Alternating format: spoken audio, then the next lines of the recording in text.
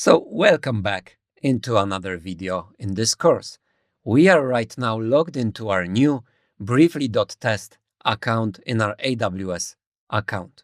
We created that account using IAM, and now we are seeing all those access denied errors. So now it will be a good time about talking policies. So if we will get back here and go to the users, and we will hit this briefly.test, we can see permissions policies. So we were attached right now one policy name, which is AWS managed. So if we'll go to policies here, we have two types. Either it is a managed one or it will be a client one, which we will do with this create one. So the most security basic approach is that we are pursuing a principle of least privilege. So we are giving a specific user so many permissions that are needed for him or her to do the job that is necessary.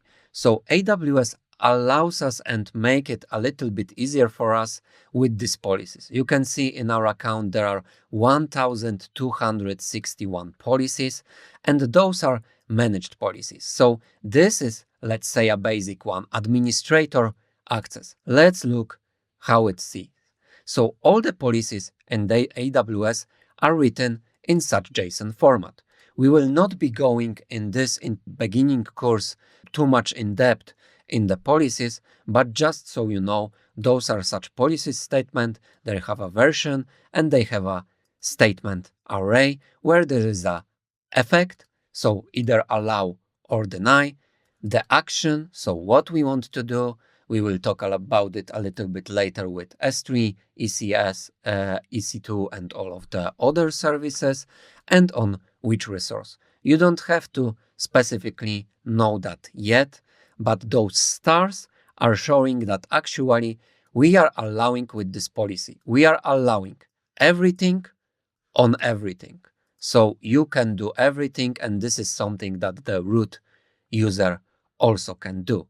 And there are many other policies. Let's say we will be talking in few videos about S3. There is a specific policy for S3 only. There is a specific, let's say we know right now IAM. So there is a specific policy for IAM, like full access, read-only access, and so on. And let's see how it works. So let's get back to the user and let's go to him here. I will refresh that just to be 100% sure. We can see that there is a access denied. And right now with this access denied, we don't see anything here.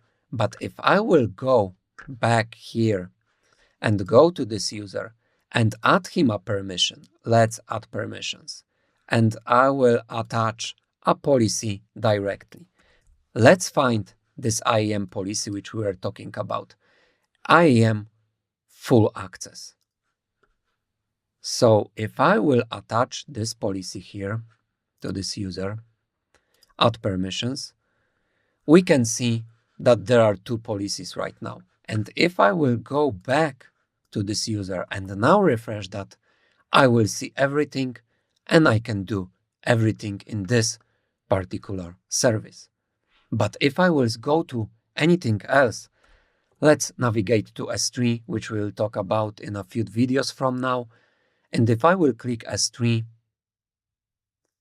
we will see that I don't have, let's say, permission to list buckets or even create a new bucket for that matter. But if I will go to this IAM, then right now I'm able to do so. But if I will remove that policy from the user,